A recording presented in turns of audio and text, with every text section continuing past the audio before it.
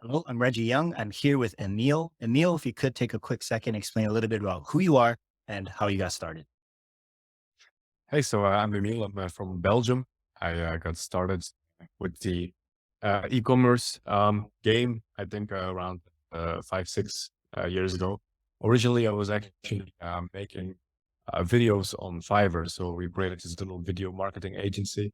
Um, and then actually, I was in my corporate job back then, and I was making videos for them through this little online platform called Animoto, and this was actually quite easy.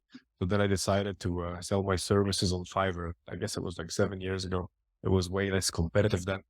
And I saw people were actually buying this. So I decided, we can actually scale this. So we started creating a lot of these gigs. And then basically we started getting a lot of orders, making them very fast with this little platform called Animoto. It's like similar to like Canva, but then video. Um, and then, before you knew it, it was like a proper like little agency.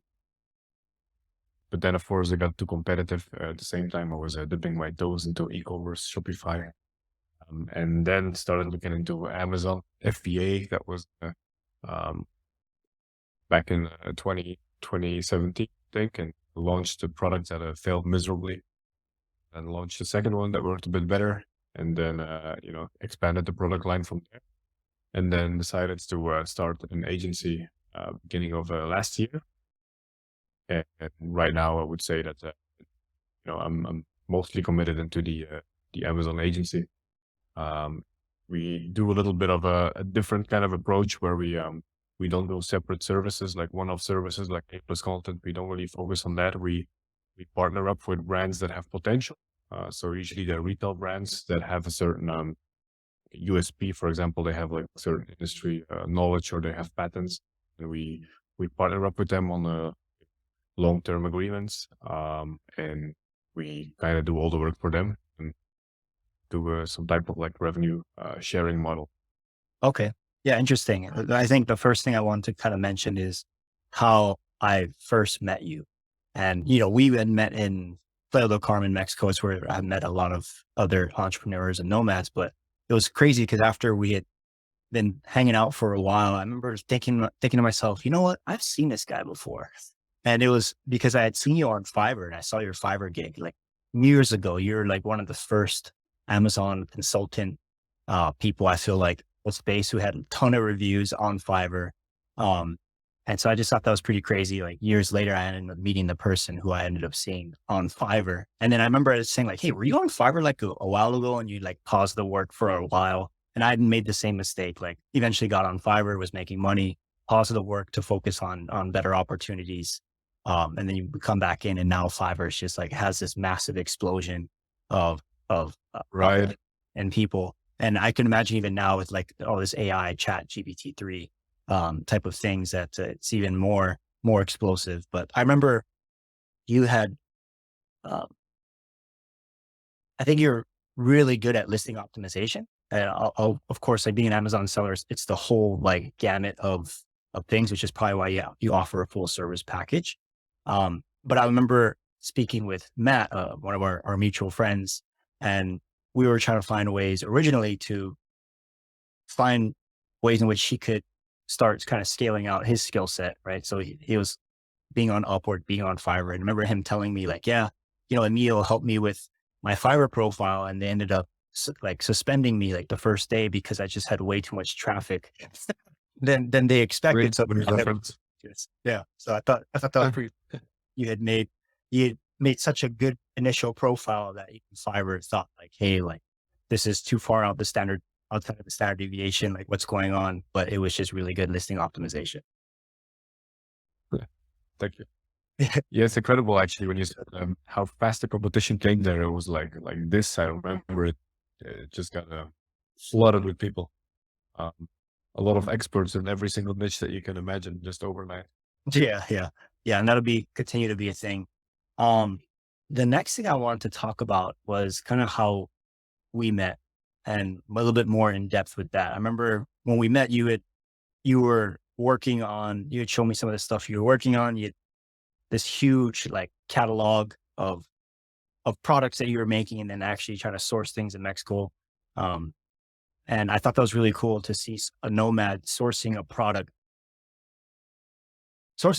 testing it while traveling. Because when I was doing Amazon FBA, I was always having to do this at my own house, like getting product shipped to my own house, and then kind of like messing around with it. And I always was nervous to do that as a nomad and be like, well, I don't have like a set home. I don't know how to get inventory into another country.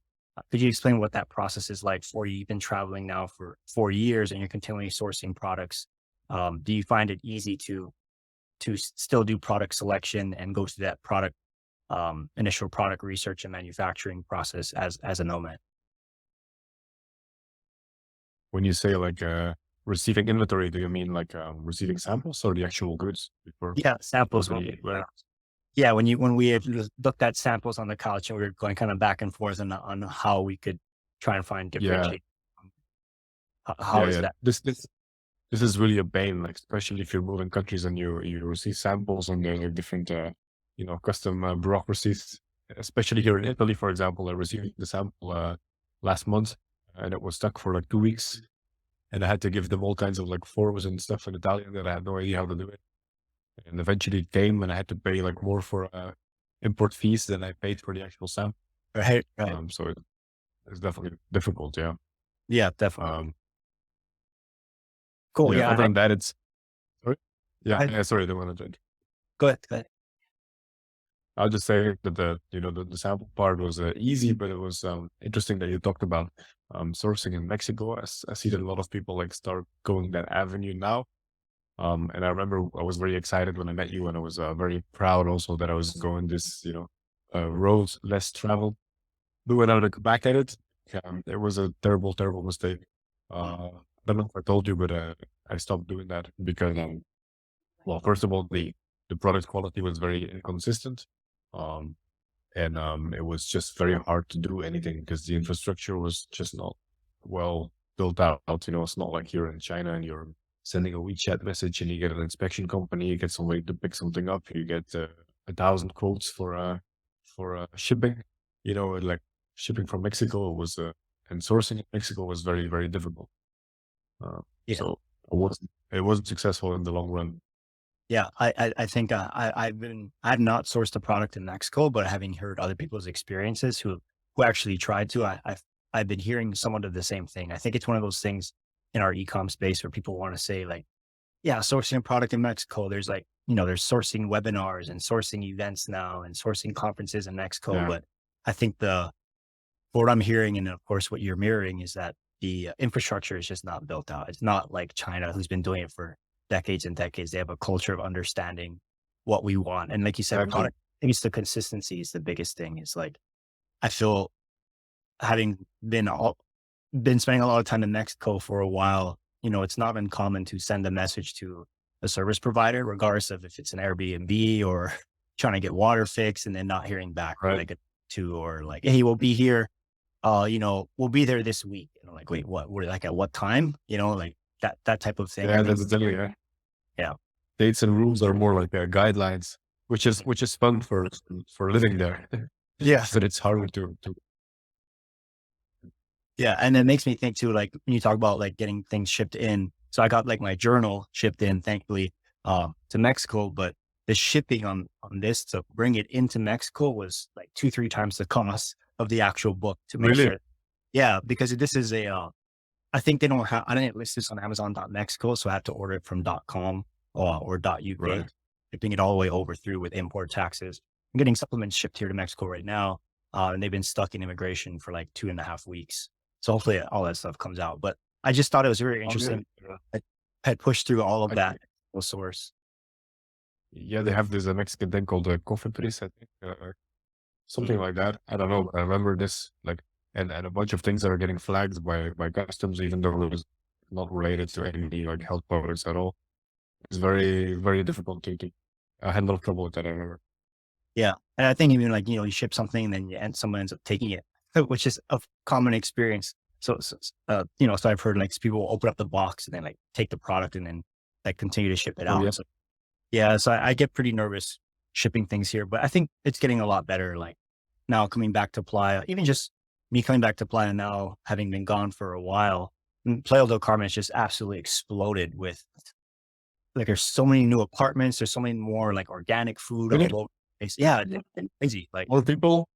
more people, right? Like so where you used to walk really far away, which is like called CTM and all these other like further places with nothing. There's just a bunch of Yeah. like now, a bunch of like new apartment Wow. things. Like it's pretty Just crazy. 2 years ago. Yeah, Just two so years ago, Russell Yemen was like, almost like dead, you know? yeah, And I yeah. remember from the beginning I was there to like the end that I was in Mexico, where you could already see it was getting a bit busier. Well, it was the COVID era as well. So, but yeah, they were building a lot there. Yeah, and then, Mm. of course, and then, then just moving around and experiencing new places. So last we talked, you were, I think, in Lithuania, and now you're in Italy. So being able to source products, make money online, um, and just kind of travel around, I think is absolutely amazing. And it's just one of the huge benefits of being an e-commerce seller. Um, if we could now, I want to kind of jump into the meat and potatoes of um, what kind of service you provide. So in terms of, working on Amazon storefronts, if you could maybe explain some common issues or things that you're seeing that people can do to increase their sales on Amazon. Right, right, right. So our biggest experience comes from working with clients that are, retailers. So they're not typical Amazon sellers. They usually already have a brand, an existing brand, and then they try to, jump on the Amazon bandwagon. And I see that a lot of them, they underestimate the issues, especially when you're dealing with compliance, or what a pain Amazon is to deal with when it comes to creating listings and errors here and errors there. So first of all, they get very confused, and this is where we step in. Like, we do the full account management, and we do basically everything on account. Second of all, like, which is a huge aspect, the marketing. A lot of brand owners, they already have a web shop, or they have they have their retail stores or their wholesale business, and they expect to basically just blast their assets and their copies on Amazon, and expect it to do well. And from like a marketing perspective, I think there's a huge gap there that, um, you know, people that come from that background, that they don't understand. And it's that on Amazon, you have, let's say on your web shop, as soon as you direct the traffic there, you can first of all, you can show them, how nice the product is, how this and how that. First of all, there's already a brand preference. They're already on your website, and they're not comparing with any other offers. On Amazon, of course, even on your listing page, you already see tens of offers underneath you, another 10 we scroll even further down. So, it's how can I say, it makes a lot of sense that you need to position yourself different. Um, it's a comparative platform, let's say it that way. So, um, actually showing like, okay, spend less real estate, spend less time on say what the product is and what it does. If I'm saying, for example, a door stopper, I don't need to spend big bullet points explaining what the door stopper is or what it's used for. Most traffic comes from keywords door stopper if you're not using external traffic. So why would you waste time explaining what it is? On your web shop, yes, you might have to do that. Here, you just need to basically convince why your door stopper is the best option to purchase. So you do that by comparing to the standards, by comparing to the other offers on the Amazon platform. So it's a whole different approach. And I think this is something that a lot of people, they miss out on, if that makes sense. Yeah, I think that's really important. You talked about handling the Yeah. comparison because a lot of people will say, get clear on what the customer wants and, your differentiation, which is obviously important. But like you said, it's that comparison, making sure that a lot of people at the end of the day on Amazon, they're there for comparison shopping. So if you're not handling why you're better than the other and really calling that out, I totally agree with you that it's going to make all the difference. And how do you do that in the images? How do you do that in the bullets and the titles? But how do you do that in a way that's terms of service compliant? Also, is a very very important aspect. Yeah. Well, I like to actually not be 100% terms and service compliant, because I feel like there's I mean, there's also like this, there's a little bit of margin between like what is compliant and what is not compliant. And the profits are often within that gray area because nobody else is doing it. Mm. Correct. Yeah. So if I look at like the main brands that like my own brands, I would say that none of my main images, literally like none of them is compliant. Um, However, have I ever been suppressed for this? No. Disclaimer: I'm not advocating for anything like this, but you know how it is. It's Yeah. the Yeah. rules are always strict enforced. Yeah. Yeah. It makes sense too. It's interesting because I've been through the whole gamut of compliance. I've done everything super black hat before. I'm talking, I broke almost every single terms of service compliant terms of service thing out there. And it makes me think, I honestly think I was one of the first, and I'm going to be a little bit prideful here and say, I think I was the first person to start making fake Amazon badges.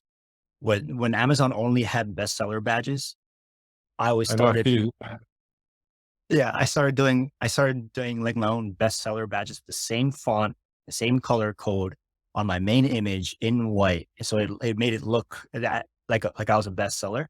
And then once I started doing that and Amazon's Choice came out, I was like, okay, Amazon's Choice is brand new. I'm going to literally use the words Amazon's Choice. And then Amazon came out with like a terms of service change saying you can't use fake badges that mm, copy Amazon's badges. So I changed Amazon's Choice into Best Choice. So it was like, instead of it being bestseller or Amazon's Choice, it was Best Choice. And I made it look very similar to Amazon. And got so many clicks from it. It was really. ridiculous. Did you do any like tests, like A/B Oh, yeah. testing? Different. I didn't have like the numbers, but it was completely obvious from the time where I had that on where I didn't, how I'd see sales drop, even to the point where um I would create brand names that were not allowed, or like you can't use words like free in your title, right? So I would I literally understand that. brand name it as free so that because I had to have the brand name in the title, it would literally say like free whatever. And then I wouldn't get suppressed because then it was therefore free. So I started doing things like I that. Then understand. all of a sudden I see all the trademarks. I'm watching like the trademark.com, and I'm looking at all the like the similar names starting to pop up over time. So it's like all these things. And then with the main image, I've done all types of things where I'm like breaking all the rules left and right. That all of a sudden I feel like I'm the one who's held accountable, and I'm the one who has to be super white hat. Then I went all the way back through where Amazon started being like, hey, you can't do this. You can't do this. Your listing is suppressed, but they never really tell you sometimes what it is. Right. So you go back through and try to fix everything. Then you're like, then I got super granular with TOS and have to like read that thing like the Bible and eventually get to the point where, okay, I know how to do white hat. And then you help a client that wants to be fully white hat. So you got to know every single rule. That was one of the big things that I was able to help a lot of aggregators with when I was helping them, is a lot of them didn't know terms of service. So they would come from a background, Unilever, Shopify, other like big companies, and never have sold on Amazon before. And they have like these $1 million budgets because they had acquired them from a small family business. And they're trying to do all types of things that they shouldn't be doing, wondering why their listings getting suppressed, or not realizing the risk that they're introducing to their business. So I think, like you said, finding that gray area and playing in there and understanding your risk is just super important. One for like getting that differential. But at the end of the day, like that profit and if it's worth it. So yeah, Definitely, yeah. So something I've just been playing around with. That's quite interesting. Like when I see the search engine results page, and I see, for example, the main keywords, and you can see that a lot of listings they actually look very similar. Especially if you're like product sourcing, I see a lot of people they base their product IDs based on what is already there, rather than what are people searching for. And there's actually a little difference between those two. But back to the optimization uh, perspective. Um, if you see the keyword and you see the search engine results page, you'll see that most listings are the same and the colors are usually the same. Let's say a gray product, and the gray always returns. So that is very interesting when you start experimenting with your own main image. If everything is gray, okay, make sure that your image is red. Let's say your product is gray. How can you do that? Well, you just put it on a red surface. Again, maybe not just a red background, but something like for example, my products are hooked into a board. So I use a red board, and then I have the only, result that actually is red between a bunch of white and gray and black listings. yeah, So the eye just falls to it. yeah. I think you have to find all those small things And I'm just talking about a few. Like selling online, you really start to, like you said, look at the SERP. What looks different? If everyone's blue, you have to be red. If everyone's black, you have to be white. If everyone's at a position, position their main image at one angle, you want it at another angle. So all those pattern Mhm. interrupts, I think, are absolutely critical. When you put them all together, that's how you get that huge listing optimization, that huge conversion rate change, because everyone else is kind of doing the bare minimum, or they think they're just thinking like everyone else.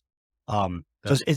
yeah, it's pretty crazy because I think to myself, you talk about you offer like a full service package. You're not doing like one-off things. And it's usually better that way, I feel like, because a lot of the clients that I help as well, like just over the past few years, if you want to help them with PPC, well, their listing optimization is bad. Or we're trying to help them with listing optimization. Then they don't really they have like crap photos and you can't change the photos, or they don't really understand the keywords. So when you can provide Definitely. a full service to a company, you can drive it all the way back down to the fundamentals and then drive it all the way back up. So, and I think that's super, super powerful. I just had a client, I closed on the other day. Um, they manufacture their own product. They want to get into the pet category. Um, someone's going to charge them a bunch of money just for advice. Then I came through and same thing, just from the most basic thing, said like, hey, this is A, B, C, D, E, F, G. Like, these are all the ways in which you can optimize. Here are all the ways in which your current product listing is wrong. And here's the roadmap. And here's what I started working on. And they're just like absolutely blown away by it. And I probably should be doing like a revenue share like you're doing. Because Definitely. This is the key, right? Like you can see that potential, and then for the client, there's a way bigger incentive to work with us because he or she knows that there is an actual that we're paid proportionally to our efforts.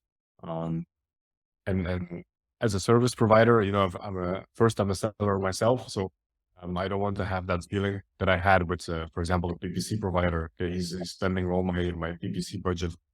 First of all, how do I know that he's actually incentivized to do a good job? And second of all, who says that PPC is actually the problem? Like, is he looking behind that? Is he actually looking like holistically? Like, you cannot expect to have like a healthy ACOS if your conversion is half of your competitors, right?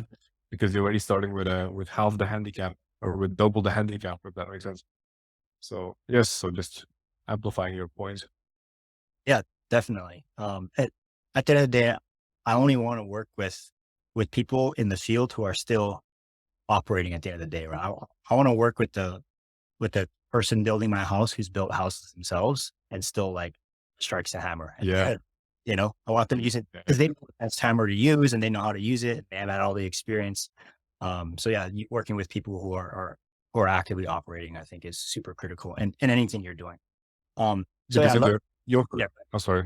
I was going to say you develop this gut feeling, and this gut feeling is like more valuable than anything. Um, for example, we do a lot of like split testing. We have like ASINs that we do continuous split tests on because they're such big ASINs, and you just make like little tweaks to the main image, and you see like a 10% conversion increase. Like it's insane, and you would never think it. Maybe just this is interesting. One of the patterns I saw is that when we make the image more fancy, like a nicer professional image instead of like an amateuristic image that was shot on an iPhone like years ago, actually the conversion went down. So it's incredible. Like you wouldn't believe it. This is like, I'm talking about a particular ASIN now, which I've tested a lot on. It's a massive ASIN. And we just put, it's a massive ASIN with a crap picture. And the picture is crap because we tested so many different variations. So we're just like, okay, we'll just leave that one. Uh, and you would never think, but now I have like a little bit of a gut feeling. I can kind of like make a hypothesis. Like I think this will actually perform less based on prior experiences. And it's right. not what you think initially. Yeah, yeah, totally. And I remember one of the clients I was helping um, a little recently was in the beauty category niche, and they're a huge niche, and they just want to make their photos look more beautiful, like you said, more like a TV commercial. Uh, And like conversions ended up dropping, and there are certain things that, whether they're principle based or not, on Amazon, it's a completely different game than selling on Definitely. your store. You can't be looking like a Sephora at the end of the day. You are still competing in the most competitive marketplace, and creating those pattern interrupts. Um, and those points of differentiation where they look better or not, they make all the difference in sales at the end of the day. I have a few theories on like why um, uglier pictures convert better.